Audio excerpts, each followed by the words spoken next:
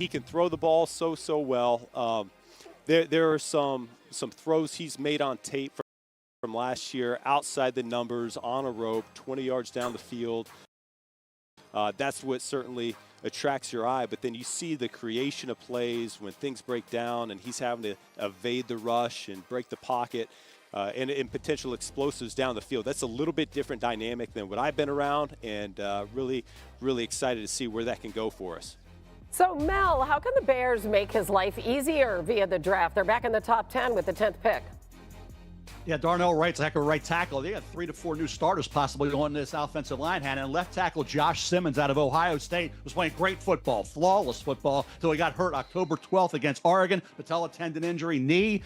Word is that he's going to be ready to go for training camp. He's ahead of schedule, met with teams at the Senior Bowl. So you're getting a guy at pick 10 who would have been maybe the 4th pick overall to New England had he not gotten hurt. So this makes an awful lot of sense for Josh Simmons if your medical staff signs off and feels in agreement that he will be ready to go by training camp. Yeah. I'm not going to try to predict a draft. That's not who I am, But I just love what I think the Bears are going to be doing. And if you listen really to what Ben Johnson was saying, this man right here is a man who has a true, clear vision for what to do with this Chicago Bears offense and Caleb Williams, and already understands Caleb's strengths and weaknesses, where he needs to evolve, where he needs to grow, some of the things that he needs to kind of hide a little bit, because you always have to do that with any player, some of the things that you're going to have to expand upon, some of the great things that you do and make them even greater, and how to build an offense that allows all of these things to unfold. And it's just like, man, if you're a Chicago Bears fan, like, again, I'm not going to act like this coming season, like, boom, they're immediately at the top. Let's go. You're just going to hit the ground running. There's still going to be some growing pains. There's still going to be some issues.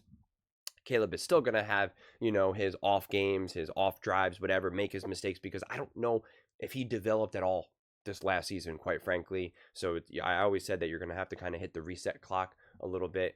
But you should honestly, if you're a Chicago Bears fan, like, take a collective exhale. Like, I really feel like you finally arrived. You arrived at some stability. And having someone like Ben Johnson here,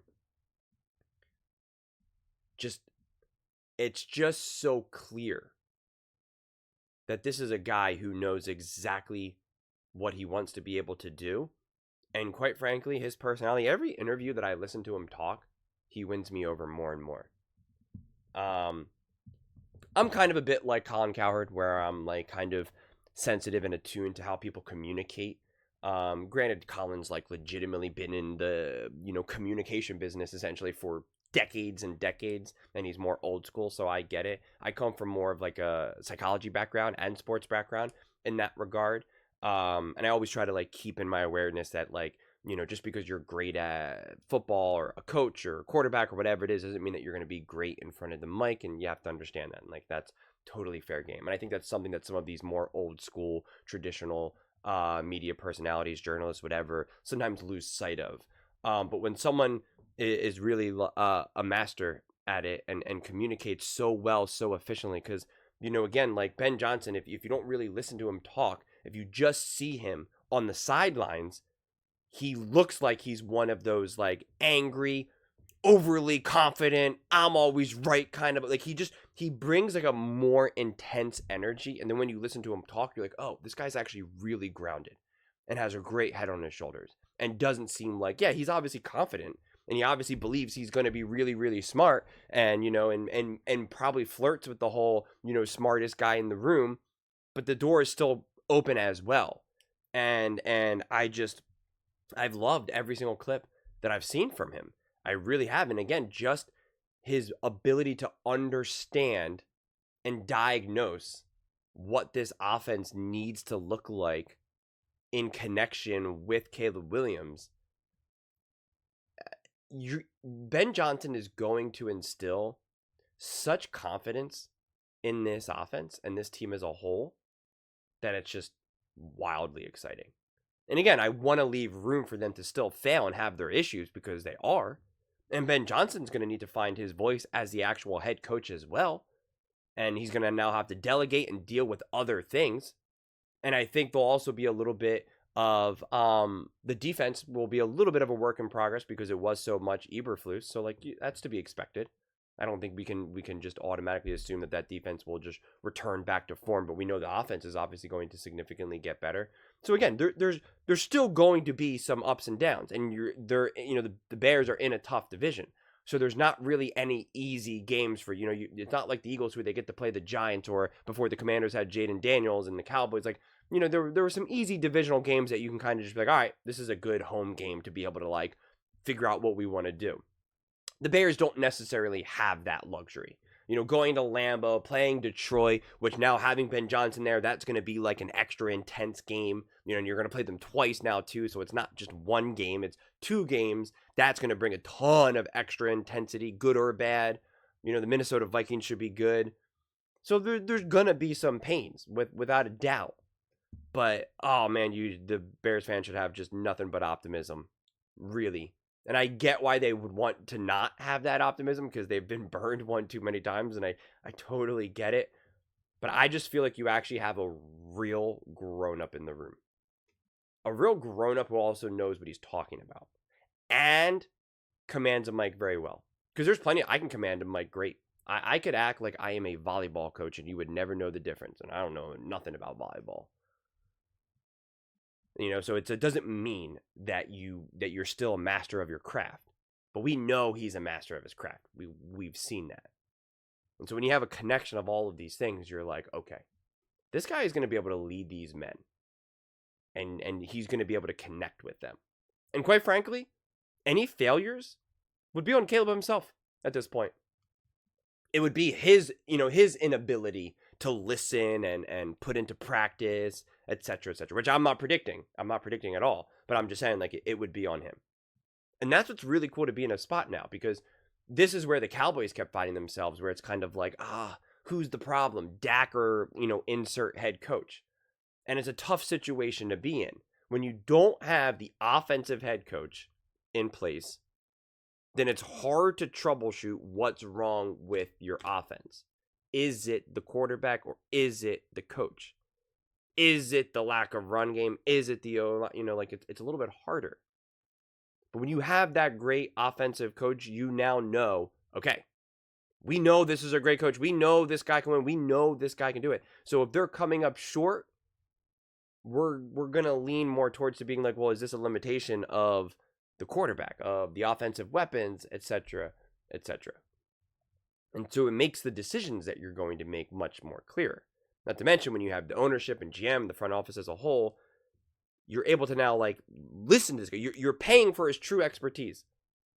There's other coaches in the league that are obviously head coaches that I don't know if you're 100% listening to that coach. If Sean McVay says, yo, I need this, you would be a fool as a GM to not go get him this.